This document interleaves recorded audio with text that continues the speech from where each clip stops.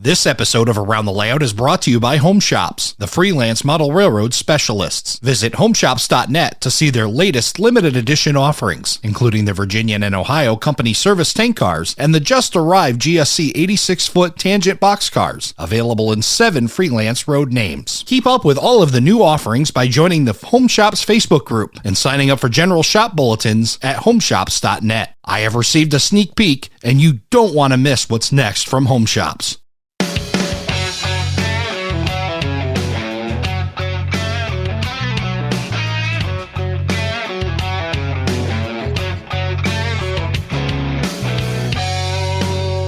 Hello, everybody, and welcome to Around the Layout, where model railroaders come to tell their story.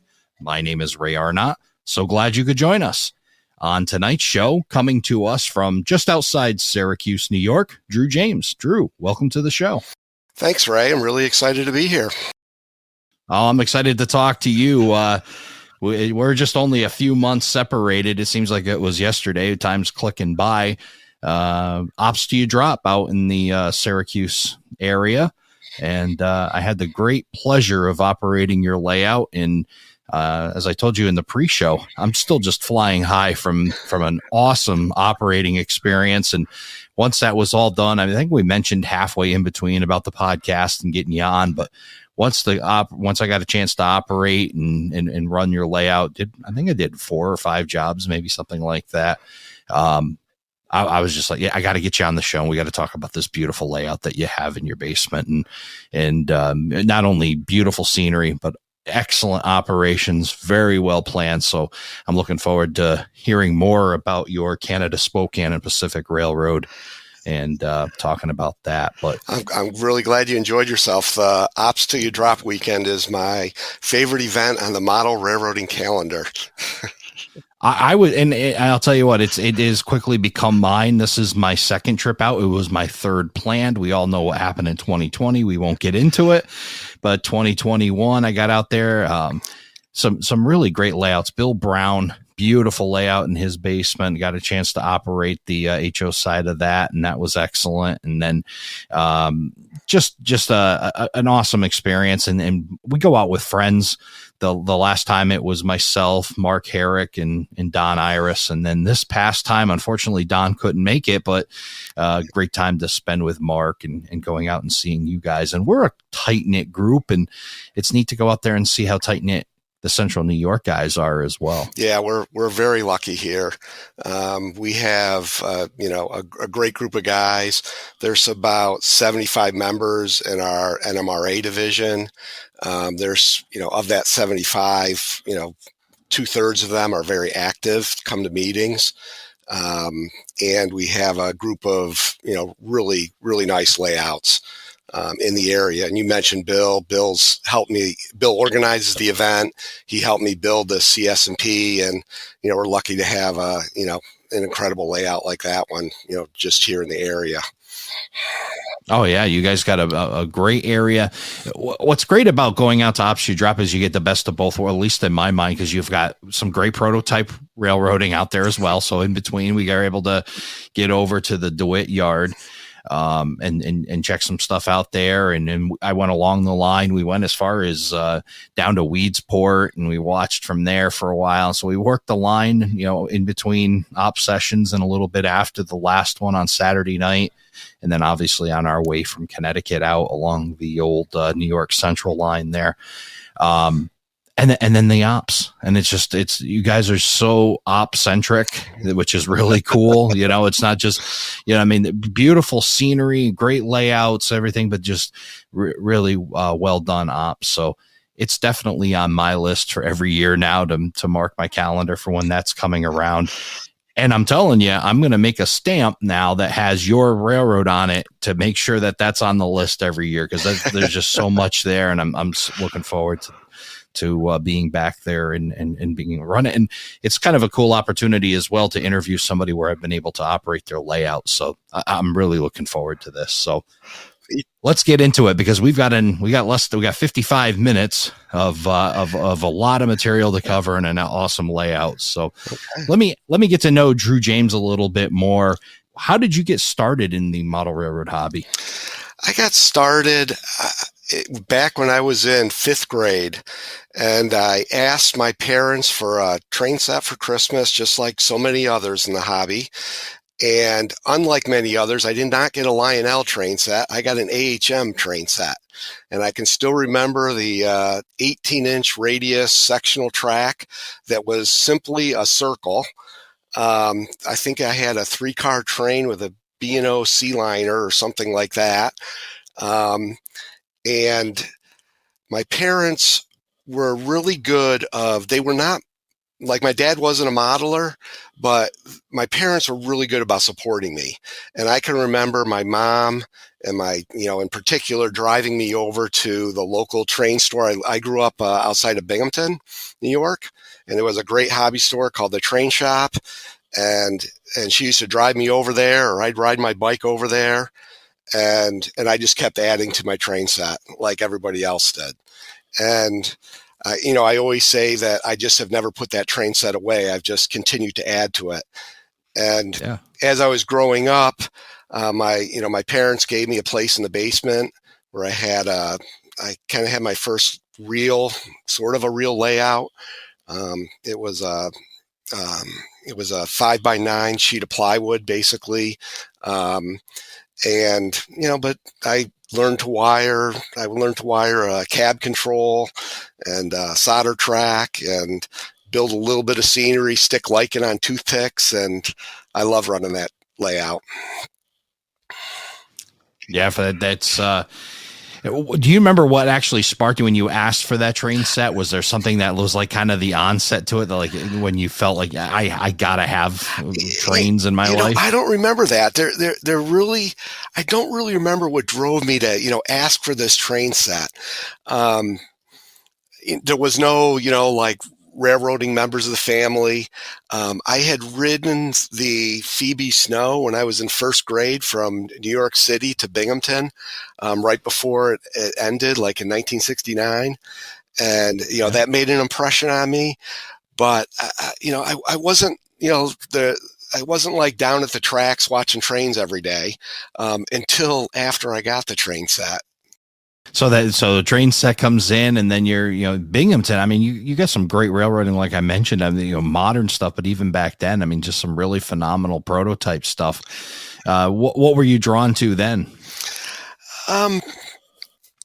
What really made a big impression on me, I'm going to say, is a little bit later. When I was young. I can remember seeing the D&H a little bit and some Erie Lackawanna, but nothing that really stuck with me. What really made a big impression on me was a little bit later in life. In 1981, I was in college, and my older brother was graduating from college, and so my parents decided that we would go on a last family vacation, and they decided it would be a train trip across the country. So we drove up to Syracuse. We took the train, took Amtrak to Chicago and out to Seattle, down to Los Angeles, where we had some relatives, and then back across the country again. And so that is what really made an impression on me. And it really especially the Burlington Northern and the Pacific Northwest.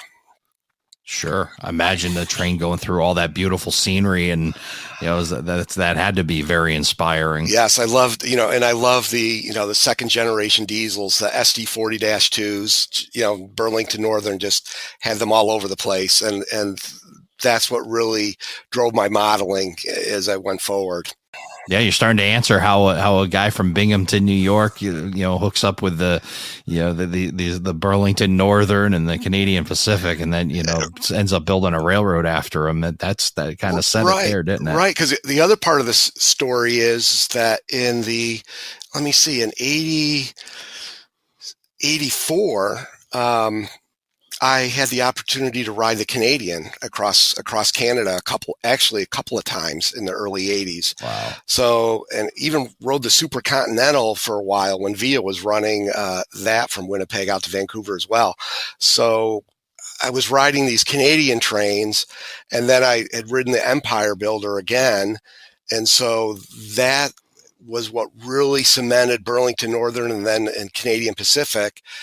And in my early modeling, it was hard to get a lot of Canadian Pacific and CP Rail models, until like Rapido came along. You could find some stuff, but not a lot. So I had a lot more Burlington Northern. And then once Rapido started to build models, it seemed like everybody was coming out with Canadian Pacific. And so, so now my emphasis is more on Canadian Pacific than Burlington Northern, actually. Yeah. And then, so 1981 through 84, we've got a couple of these cross country trips. Which one would you say would be like, if you were going to tell somebody to take it, would it be the Canadian route or would you tell them to take the US route? Which one do you say is probably there your is favorite? No doubt the Canadian. And since it's a little disappointing, although still a spectacular trip, since they moved the Canadian onto the CN tracks from CP. So I remember being on the shores of Lake Superior and going through the spiral tunnels out west. And that was just spectacular. It's still a great trip. Highly recommend it. But the old 1950s butt equipment, match butt equipment and everything, you can't beat that. I love Amtrak, but you can't beat that old 50s butt equipment. Right. But still major impressions there, and I'm sure things that you remembered as you started to enter your modeling journey. So 84, like I said, 81 to 84, you made those couple of cross country trips back and forth. Did you hit that point in college where kind of the model railroad went away a little bit and kind of hit that, or did you kind of hang on to it? It never really went away. So I had built, kind of this initial layout when I was in high school. And then when I went away to college, I wasn't really doing any modeling, and I went to a school that was kind of 10 months long. So I wasn't over 10 months long. I wasn't home that much. But I continued to read all the magazines. I went to school in the Bronx in New York City, and I would, if I had a Saturday free, I would go down and go down to Penn Station and watch the trains go in and out.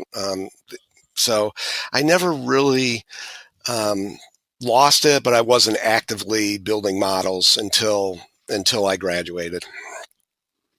Sure. Yeah. But at least the prototype at least stayed in, what an excellent opportunity down in New York City to see a whole bunch of stuff between subway and passenger cars and probably even a little freight too at some point. Yeah. I don't remember seeing a lot of freight, but I didn't have a car, so it was hard to get around, but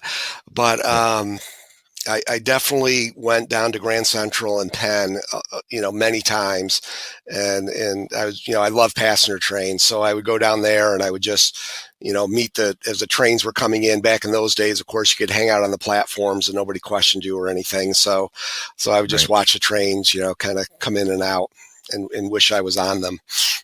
Yeah, for sure. So you graduate. Did you go back to the Binghamton area, or where did you end up right out of college? Right out of college, I lived in Pittsfield, Massachusetts for my first job, okay. And I lived in I had a 2-bedroom apartment there, and I actually started to put bench work up in the second bedroom to build a small layout. Before I got anywhere past the bench work, I got married, and we moved to Syracuse. So I never built any layout there, but I know that some of that wood that I bought in Pittsfield, Massachusetts in 1986 is in this layout now in my basement. It's moved, 3 houses. Yeah, so at least a little piece of the layout in Pittsfield, and then you picked another good prototype railroad area with Pittsfield, and the old B&A going through there. Yes, I did do some rail fanning there. For the first 2, I lived there 3 years. For the first 2 years, I was single. I was in grad school, so I really didn't have a lot of time. But I would get down to the railroad. I lived very close to the main line there, and I would ride my bike down to the railroad tracks, and I knew when Amtrak was coming through, and I would definitely do some train watching. And then there was the Housatonic Scenic Railway was down that way as well, and I used to, go down and check that out. Yeah. Housatonic's a really neat operation even to today, and beautiful scheme, kind of the Chicago Northwestern kind of look to the Housatonic Railroad now. And so some really great railroading around that area. And you picks a couple good spots. Go ahead. I was going to say when I was debating about where to live out of college, I was, one of the criteria on my list was that they had to have an Amtrak station. And I was a little disappointed when I moved to Pittsfield and realized that they had torn down their historical station and all they had was an Amshack at the time. Oh boy, a little bit more research when you're searching for real estate. Check. Ask the agent. Is there a train station Right. here? Yeah. So you end up back in the Syracuse area, and you mentioned you went through a couple different homes in this area, and obviously you transported the layout from Pittsfield. What was your next step in your modeling journey? When we first moved here, so I am very fortunate to have a wonderful wife who fully supports my hobby and understands, what basements are for. And so when we bought our first house in 1988, I had, at least half the basement, and I finished it myself and put up all the drywall, and my dad came up and helped me put up, studding and hanging ceilings and all that. And I had my first layout. It was all my layouts. I've had 4 layouts in my adult life. This is my 4th, and they've all been a similar theme of the Pacific Northwest. I did have a pretty good, one of the things that made a huge impact on me when I was in high school was the V&O story and RMC. And I can remember reading and rereading and reading again that series of articles in RMC. And so even though I really knew nothing about operations, I did have this concept that I needed to have more than just a continuous loop. And so my early layouts tended to be kind of loop to loop layouts. So at least you were going from one place to another, but I did like the idea of being able to continuous run as well, because it wasn't like I had any friends, any model railroading friends at that time to come over and run with me. So I like to also just run the trains. So I kind of, I built a couple layouts that were, they were, cab control layouts, and that in the first house, they were modest size. But they kind of, set me off down the, down the path of learning. And I was, during all that time, I was a lone wolf. I didn't really have any model railroading friends. Occasionally somebody from work would come over and put their locomotive on my tracks or something like that, but nothing at all serious. I mostly just enjoyed building it. And I had young children then, and, they like to, my oldest in particular would like to run his trains on it. So it was just kind of my own thing going on in the basement. Yeah, and then you talk about some inspiration from Alan McClellan and in the RMC articles. Were there some other points that you were starting to get these ideas from as well? My first, I think my second layout, and I built 2 layouts in my first house. And I think my second one, I finally incorporated some staging and started to figure out that, hey, I needed to have some staging tracks here. So a little bit of the, he was big on beyond the basement. So I started to have, that type of a concept. But it was really my third. So we lived in our first house. I built 2 layouts there. And then we moved to our second house. And and again, wonderful wife who knew exactly why when we were looking at houses, I was looking at dry basements, that where I could have a train room. And so we moved to that house, and I built what was then my third layout, and it was also called the CS&P. And it was, since you've seen my current layout, you would know a lot what that layout kind of looked like, because it was very similar in concept. It was just half the size, or less than half the size, but it had a double-ended staging yard, like my current one does. It had, some of the town names were the same. It was just much smaller. You ran, 5-car trains on it. And it was originally wired for cab control. And I finally had my first operating session with a couple of buddies from work. Don Dennis and Bob Vickery came over, and we tried to have an op session. And I had tried to develop some cars and waybills, and we tried to have an op session, and it was a total disaster. A great learning opportunity. It was a total disaster. We spent all of our time just trying to figure out routing power through all these toggle switches, because it was cab control. Yep. It had really basic design, even though I'm thinking, hey, I've learned from these other layouts, I have staging and all this, but I had the main yard. It had a yard that had no yard lead. The yard lead was the main line. You could only enter the yard from one direction. It was a disaster. And so I definitely walked out of that session with, I've got to change a lot of things. You talked about seeing some other layouts as well as you were doing this. You mentioned Bob Vickery and what other layouts were you seeing, in person that were helping you were drawing inspiration from? So about the same time, a little bit after my first attempt at an operating session, Bob Vickery got me an invitation to Dick Martini. So you know Dave Martini. You might have operated on his layout here. He's got a great layout.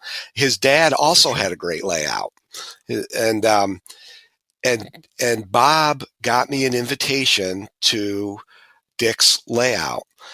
And I went over there, and I was very nervous, like a lot of people are in their first op session. I thought I was going to look stupid. And what I found was a wonderful bunch of guys, and they were just having fun. And I was totally had the ops bug bitten. I just had a great time, and I went back there many times, and then it led to getting invitations to operate on other people's layouts as well, because there were people I met, and all within like this year, I met this group of guys, and I also joined the NMRA because they were all NMRA members, and I thought, hey, that's what I need to do. This is a great group of guys, and so and that led me to, for example, operating on getting an invitation to Bill Brown's, and. Right. Of course, I walked in there and I was like, oh my gosh, I've never seen anything like this before. And it wasn't even done yet.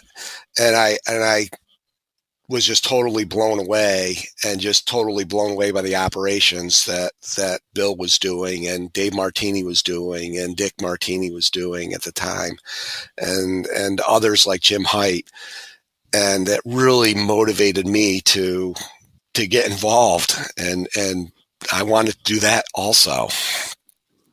Isn't that kind of I think one of the very coolest things about our hobby is that I really believe that. I think it's like, to me, I feel it's like 99 out of 100 people that you meet in the railroad hobby are just phenomenal, very nice people.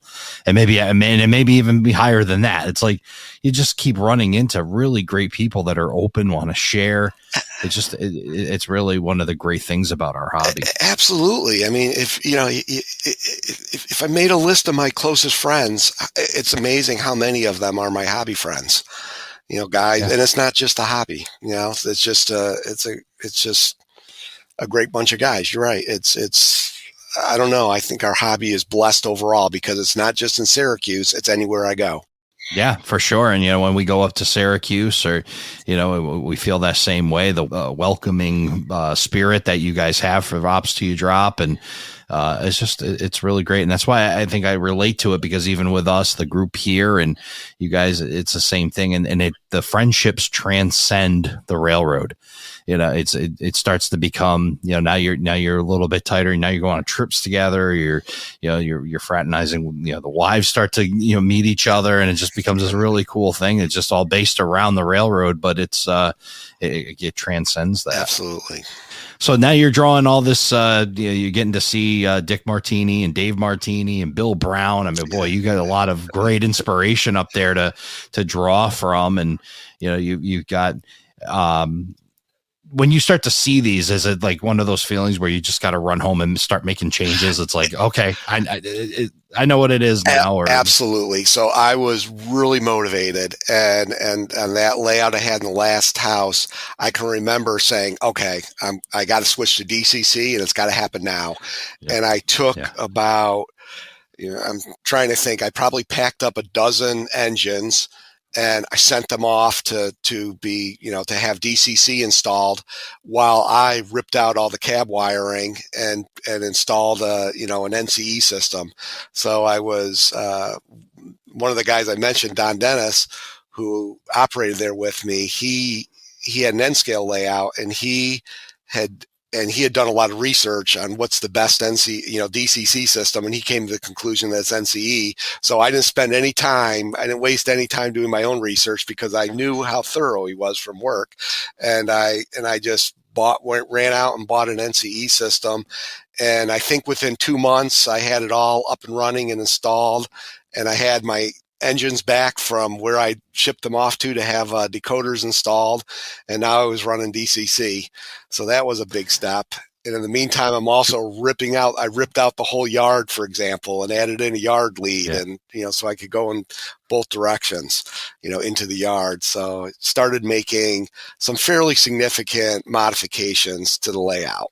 Did you just hear that? Did you hear all the Digitrax people turning off their radios? Or we were talking about that prior to the show. You talked about NCE. I'm an NCE guy, and I think we've been past the Don Iris Kool-Aid around the Tri-State Railroaders group, so we don't have much of a choice. But and I'm not going to. We won't get it. It's just it was neat. We were talking about this, the influence of a hobby shop, right?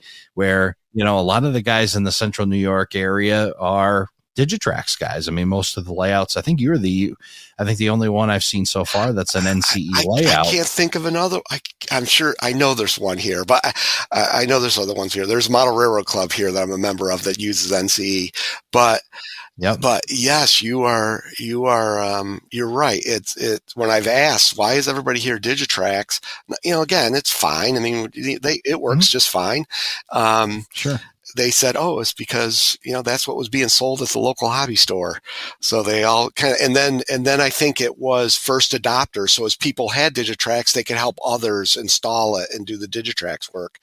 When I go out to operate with my friends out in the Rochester area, they're almost 100% NCE. Now, of course, it's right down the road from them, the factory, but yeah, it's funny how it happens that way. Yeah, so deep in NCE territory, Digitrax somehow infiltrated that area and got guys on it. But it's just neat. And I think that's a great approach, too. And I know that I do it here with the podcast, and the equipment that I use, the software that I use, all that emulates a friend of mine. We share a lot of information, and it provides us support. And I'm sure it's the same thing in model railroading, with the operating system. Like me, I can call up Don Iris, ask him an NCE question, because we're all the same. And I'm sure the same thing with your guys. You got a lot of guys that have really learned Digitrax well and can help support each other. Oh, absolutely. So we got an NCE layout. We've ripped out all these cab control, and we've probably got a pile of wire over in the corner somewhere. And now we're just going to start putting in NCE stuff. So I started operating sessions, and and invited my my new NMRA friends over, and they came over, and they operated, and they made suggestions, and things improved and things got better until it was things ran fairly smoothly. And then Bill started this Ops Till You Drop weekend, and he asked me if I would participate in it, and I was thrilled to. And so yeah, I had that layout. I had a great time on it. It could keep 4 to 6 guys occupied and enjoying switching the various towns, running some. The mainline run was probably only not even maybe 100 feet, but we ran a lot of trains. I built a dispatcher's panel there, nothing like what I have now, but and people like to dispatch it, and it was a great layout for a guy that was busy at work and was raising a family. I could get it completed or fairly complete, and I had time to maintain it, and just it was a great layout, and I enjoyed the concept so much that I really carried it over to when we decided to move into the new house. Now, when was that about when you decided to make the move into this beautiful home you have? I was very impressed. So in what year was it? It was in 2015. My wife and I drove out to visit our son, who was then graduated from college and living in Colorado. And we drove out there to deliver him a vehicle, and we spent a lot of time talking about whether we were going to move, and whether we would, if we were going to move, would we, build a new house, or would we buy a house, or would we just stay and redo, a lot of make some changes to the house that we had. One of which was going to be me taking over the entire basement for the model trains, because the other half of the basement was kind of the kids' play area when they were growing up. Well, I didn't have kids at home anymore, so I was going to rip down the layout I had and build a new one. I had plans for it, and we had a lot of discussion and about which of those things we would do. And then about a month, but we weren't ready to do anything yet. And then about a month after we came back, my wife Carol said, "Hey, there's an open house that seems to have a list of the things that we put together on our car trip of things we'd like to have in a house. So sure, let's go over and look at it." Well, we came over and looked at it, and the house was, we're the first owners, but we didn't have it built. So that it had been built, and the builder was using it as a model home. And we looked at it, and I walked down into this 2,500 square foot unfinished basement with no walls or anything, and my mouth almost dropped. It was like, wow, this would be incredible. And then we went out to the back deck, and we're standing out on the back deck, and I say to Carol, I said, "Is that what I think it is behind the house there, about 200 yards? And she goes, "Oh, yes, it is." So the CSX St. Lawrence Division runs about 200-300 yards behind my house. So when we saw that, she's like, "I think this is going to be our house, right?" And I was like, "Yeah, we need to." So we bought the house.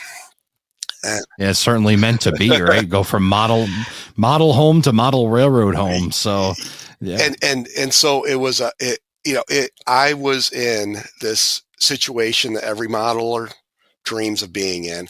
So I had this house with this huge basement that my wife was 100% on board with, that was my basement, and for my model trains. And the builder, the housing market was different back then, and the builder was anxious to sell it, and part of his incentive was that he would finish the basement to my specifications at his cost. So my my buddy Dave Martini, he and I spent a bunch of time, even before we closed on the house, measuring the basement, figuring out where walls would go, and starting to design, what would go in it. And so Dave and I spent a lot of time, and he was using a CAD program he had for work. He's a mechanical engineer. I was using CAD Rail, which I was familiar with from my previous layout. And we came up with two different designs. And I call my design the 2-blob, 1-peninsula design. And he came up with the 2-peninsula, 1-blob design, which is what you would see in the basement if you walked in. Yep. And I can remember going to an NMRA meeting and talking to, and passing around the design to different people like Ed O'Rourke and Bill, and, getting some feedback on the design before I started construction. Let's talk about Dave Martini for a second, because that's one I had experience with, and I got to operate his layout, and he's certainly a good guy to go to for influence, because I was very impressed with his ops. And I worked the industrial area, and I apologize to Dave that I don't remember the area. Maybe you remember seeing me over there. Fairport Harbor. That's where I met you. Great. I'm glad you remember. Yeah. Yes, exactly. You met me in Fairport Harbor. So what I was very impressed with, he had that, I guess that's what you guys are calling the blob, right? This big kind of area, switching area, multiple industries within this, big kind of area. But he did such an excellent job of keeping things within reach. Now, I've got a pretty big wingspan. I'm a tall guy, and I can reach pretty good, but he kept things where you didn't have to just really strain to get to things. And there may be in a couple of real tight ones. He put in magnets just to make it easier, but I was just so super impressed by it. And he kept me busy. I was in that area and I didn't finish. I ended up outlawing somewhere there because it was just it was a lot, but it was good ops. And this is the same thing I'm going to say, and I might as well say it now about your area in Castlegar that I operated. It was challenging. It was time consuming, but you weren't sitting there banging your head on the wall. It was just relaxed switching. It was exactly what I like to see. And I know a lot of other guys as well. You don't want to go there to be embarrassed. Like you said, you go to somebody's layout for the first time. You don't want to be embarrassed. You just want to be able to do that. And you guys have done a really great job. So again, Dave Martini, great guy to get involved with in helping plan a layout. Yeah. So he, he had a huge influence on the design here. So we spent a lot of time talking about the different designs that we had, and the advantage of the design that I'd come up with was, not to go too much into it, but you didn't have to walk through a peninsula. I don't know if you noticed, but as you follow a train, when you go from the Nelson Yard to the Nelson Station, you kind of have to run around the end of the peninsula. And so I was very sensitive to that, of not wanting to cut through a peninsula. And so that's where I had two blobs, if you will, and one peninsula. Dave's design, which is fundamentally this one, essentially, it had a huge advantage of about a 40-foot longer mainline run, and so that really resonated with us as we talked about the pros and cons. So we decided to go with a 2-peninsula design that's in there, mostly because I had a really good idea of what I wanted. Of building this layout. I wanted a long single track main line. I wanted wide aisles. I wanted to have a number of switching areas, and I wanted to have a long distance between towns. So I didn't want that, your caboose is leaving one town while the engine's entering the next town. So I spent a lot of time figuring out where each of the towns would be in order to maximize the distance between the towns and give you a feel that you really are traveling somewhere, that you can't just see the next town. and I feel good about having accomplished that. There really aren't too many significant, couple little minor changes that I'd make if I did it again. So those were big drivers and wide, comfortable aisles. I wanted operators to be comfortable. I wanted it to be a really a nice place to come and operate. A lot of good switching areas. Castlegar is very popular. That's the most challenging, I would say, but none of the switching areas are designed specifically to be a challenge. They're just designed to fit in the industries and in the track and where it could go. There was so some are a little bit more challenging than others, but none of them are intentionally tried to make turned into a puzzle or anything. Yeah, and exactly what you said. And as far as comfort operating Castlegar, I'm a big guy, and there was a yard behind me. I think there's two guys working the yard, but I didn't hit them guys once. Like I was able to work back and forth, work that area, which is about maybe 10, 12 feet long. Am I guessing about right? It's about 15 feet long. 15 feet. Okay. It's a 4-foot wide aisle there. Yeah. So plenty of room. We're not running into each other. I can still, because that's another thing that gets a little frustrating with ops. And there's some guys that they just can't help it. They had to put, whatever happened with narrow aisleways, but you'll be over there switching. You'll have the plan in your head. Things are rolling. Things are going good. And they're like, hey, can I get by you for a second?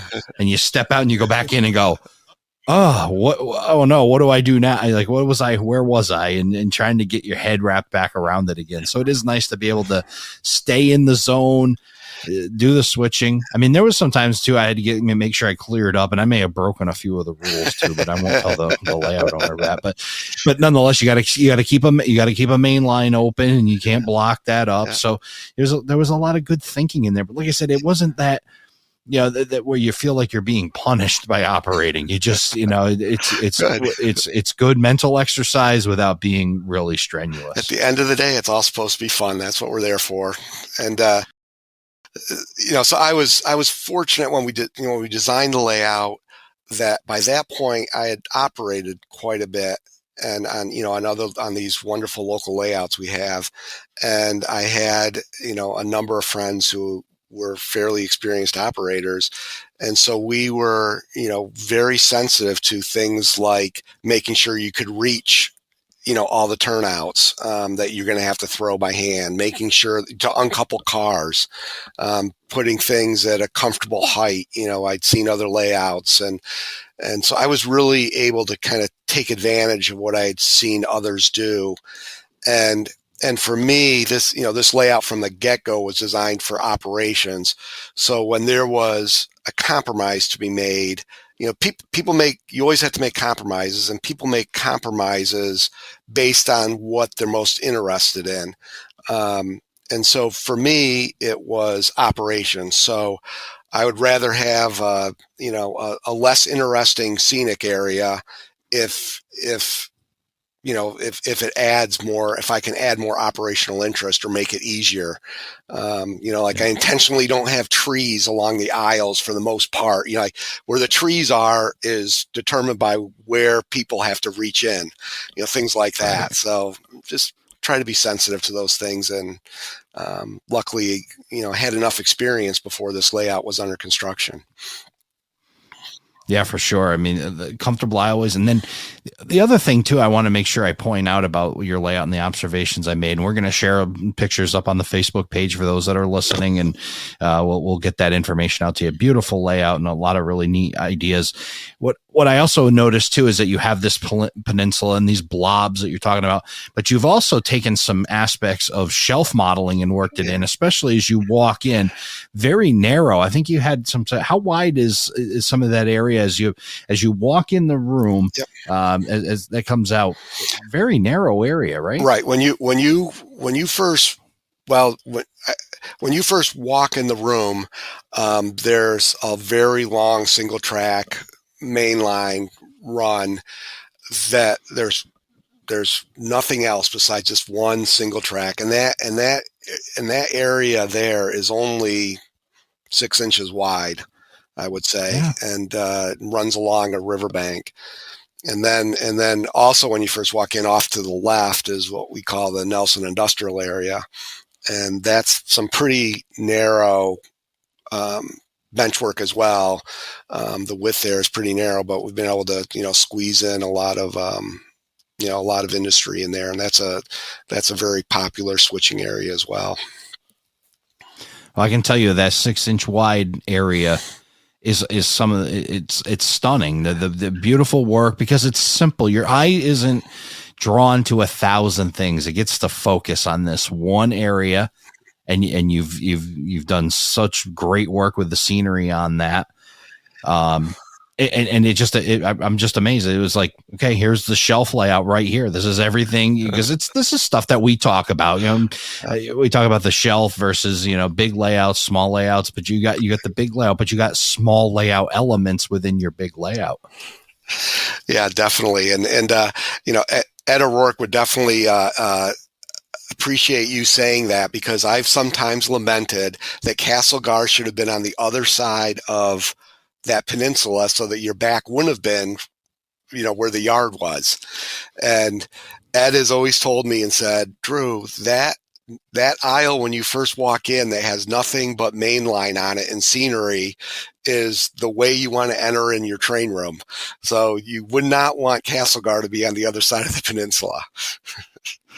We've talked about that as well. That element of, I guess, your signature scene, right? That first impression scene when you walk into a layout.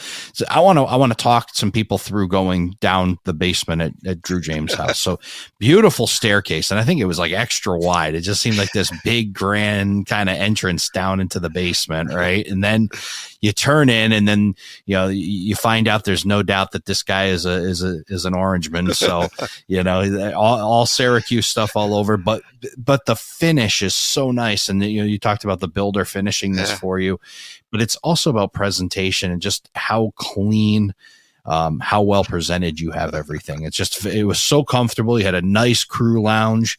I didn't spend a whole lot of time there because I was able to stay busy, but it was nice, a nice area to kind of come out, sit down. And then you walk in, and again, you've done so well with the finish of that room and paying attention to that. It just makes it just such an awesome experience to see a layout like that. That is definitely a priority for me. I guess I'm kind of a neat person by nature, but also I just think it makes it very enjoyable.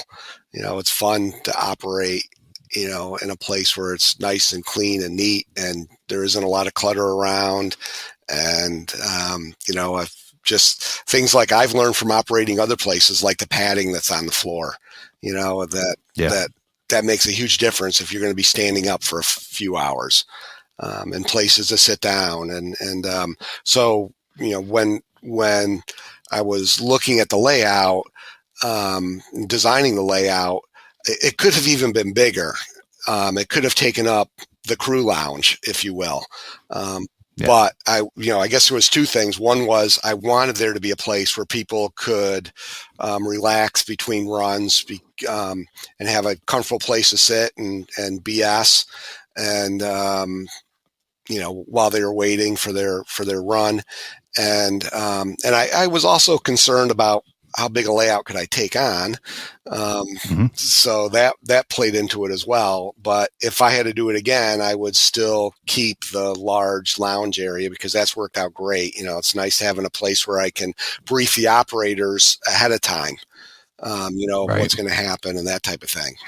Especially the social group that you have. It's nice to have a social area for it as well, where you can all get together and whatnot. I know that you guys, you talked about the tight knit group, but I know there was a lot of help along the way, because you had this in 2015. How long did it take for you to get up and running, from moving into the house to, say, your first op session on that layout? Yeah. So we moved in the house in July of 2015. I started working on the layout in August, is when the first bench work went up. And I thought it would take 2 years to get the bench work and the track work in and wired. And it really only took a year. And that was because of all the help I got. Again, Dave Martini and Bill Brown and Ed O'Rourke and man, there's others too that would come over, Angel, Bernard, and it's amazing how on a Saturday in 4 hours, if you have 6 guys and you have all the material ready to go and you have a plan and you have all the tools, it's amazing how much you can get done.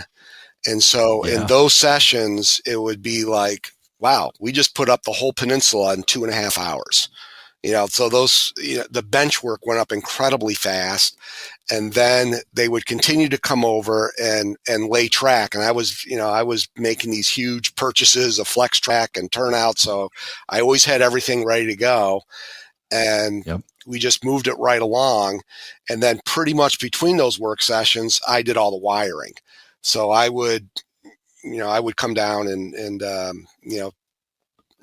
do all the wiring for the power, and then when the guys would come over, we would just continue to move the main line along. So instead of taking 2 years, it took a year. So the last spike went in July of 2016. So almost exactly a year after we moved into the house.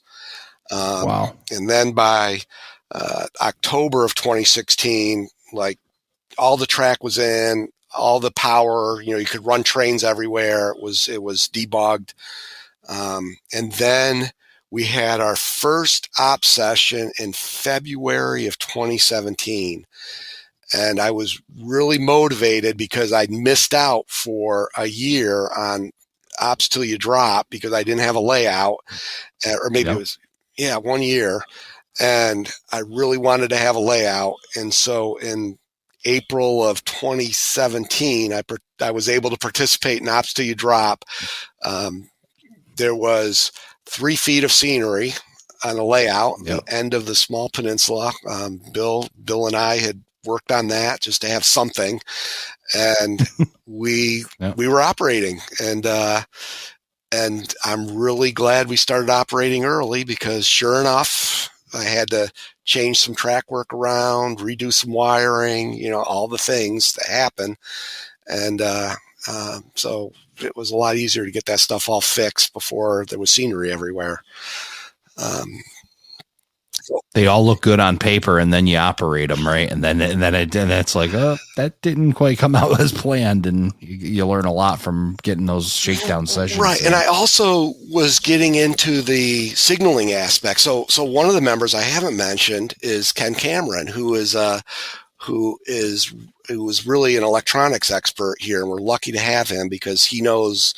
He's part of the group that develops JMRI, and so he really is an expert in these areas. And so he and I would spend a lot of time talking about the signaling and what we wanted to do for signaling and dispatching.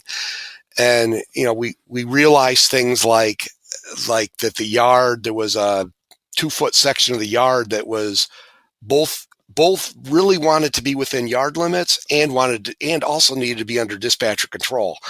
And so, so I had to rip out the yard throat and change, the location of some turnouts, in order to get that, correct. So yeah, I always tell my friends who are building new layouts, I say, start operating them ASAP. Don't worry that there's no scenery.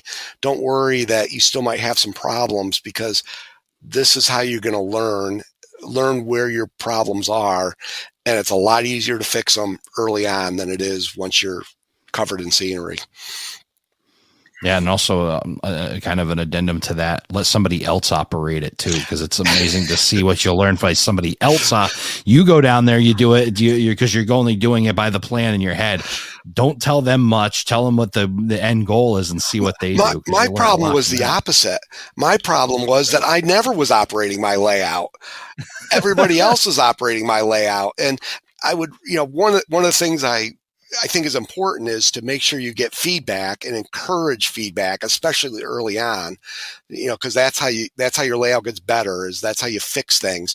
But then during the pandemic, I went down and was operating myself, and I'm like, wait, this is kind of messed up. My paperwork doesn't even make any sense. How come nobody's told me? And I'd point it out to people and they'd be like, oh yeah, we knew what you really meant. So it's like, no, I want to fix it. Yeah, where's that feedback? Yeah, yeah. One of the other things I'll get into dispatching in a minute because that's a story in itself.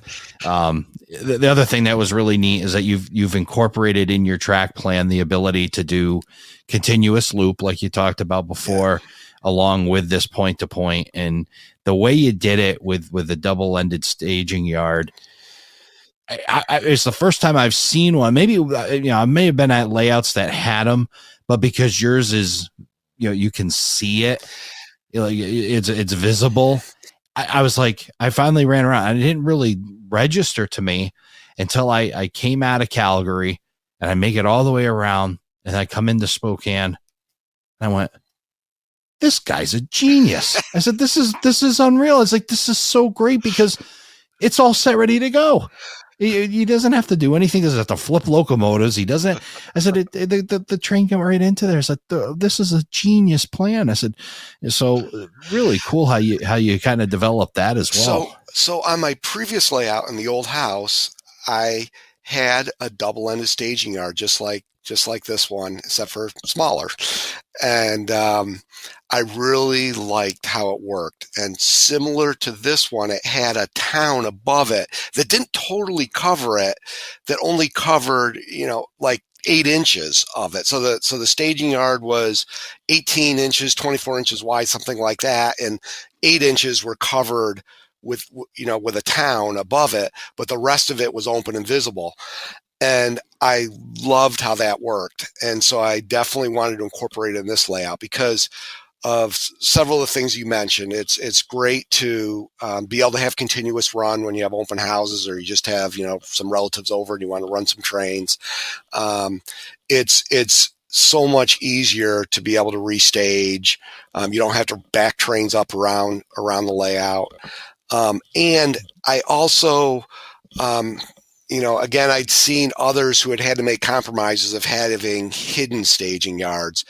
And, and they work, they can work just fine, but I liked having access, easy access to the staging yard so that you can, re-rail that car that got bumped.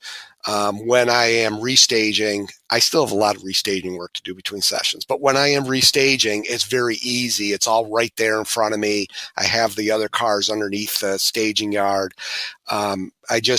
I really like the open staging and the double-ended nature of it from the old layout, and I really like it here. So that was something I definitely wanted to have on this layout.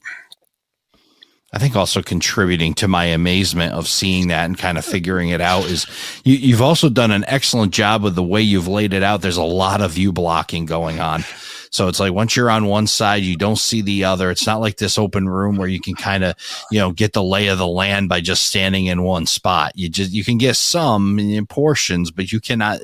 It's just not. You've done an excellent job of doing that view blocking where you fall into an area and then you've got to travel to see that spot. You can't just like stick your head up and look over things to see. That was very well done. That was definitely a goal. Yeah, and goal accomplished.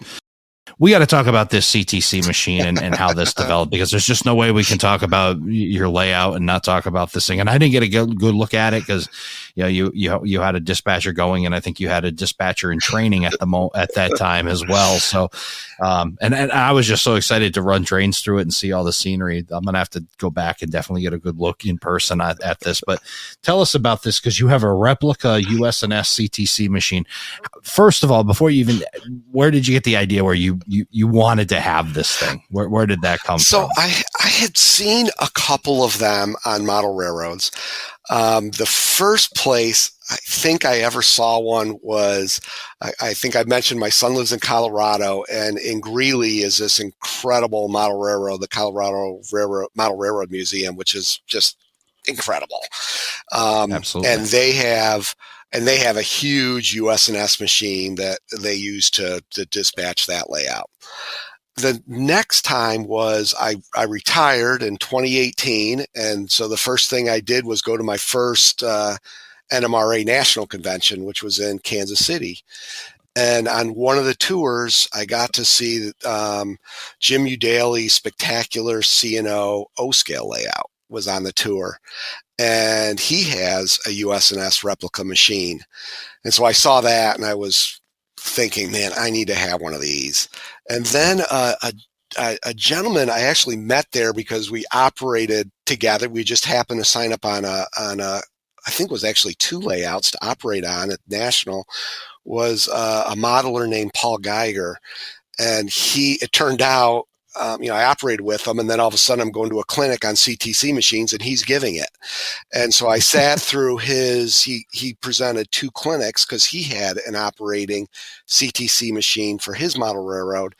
And that clinic really said, oh, that's how they work. Because I had seen them, but I had no idea how they worked. And so at that point, I kind of had this, idea of, okay, I kind of know how they work. And then also I mentioned Ken Cameron. He had a very good idea of how they work. And so we, I decided, look, I got to have one of these. And so Ken and I spent a lot of time talking about it. And Ken had implemented a virtual CTC machine on JMRI. And you often see those on layouts. So instead of, throwing a switch, you click the mouse button. Yep. And again, that was great because implementing it virtually on the computer, there was a lot of changes to it over time. We probably used that for 2 years. And there was always changes to it. And then finally it settled down and it was like, okay, this is what it needs to look like. So it's like, okay, so let's build one of these things. Well, how do you build it? Well, it's important to have some friends. So Dave Martini is a mechanical engineer. And so Dave came up, did all the CAD for the enclosure, and he was able to outsource through the company he works for. Maybe I shouldn't say that. He was able to outsource all the mechanical out to one of their suppliers, and so get all the mechanical pieces. And then it's amazing that online you can buy all these components. You can buy the levers, you can buy the LEDs. There's a company called CTC. Most people call them CTC parts.com. I think they're, and you can buy like all the like unique CTC parts, the plates, the levers. Mm-hmm. So the way it started was I built a little test jig to just buy all the hardware and just make sure we could buy it. That's things that I saw online actually were available. And then Ken I wired it up, and then Ken hooked it up into JMRI, and we kind of tested out our concept. I won't get into it all, but our concept of how it would be driven. And it's fundamentally driven by LCC, the layout command control, which is what drives the signaling and everything underneath my layout. Because LCC had come out right before I was starting to build this layout, and it seemed like it'd be a great approach for me. Yeah. And so basically just started building this machine, and it was I called it, it was my pandemic project. So for about 6 months, I sat down here and would just, every day, just put in a bunch more wires. There's if I open that up, you would see there's hundreds of connections inside that machine. But it's very simple. It's 3 circuits, 3 very simple circuits, just over and over and over again. And so I wired it all up, and then Ken would come over and we'd hook it up into JMRI, and he would do all the configuration on JMRI, and he had a lot of logic done from the virtual machine. So he did all the computer work, and I did all the wiring, and lo and behold, we hooked that up to the layout, and it worked pretty much.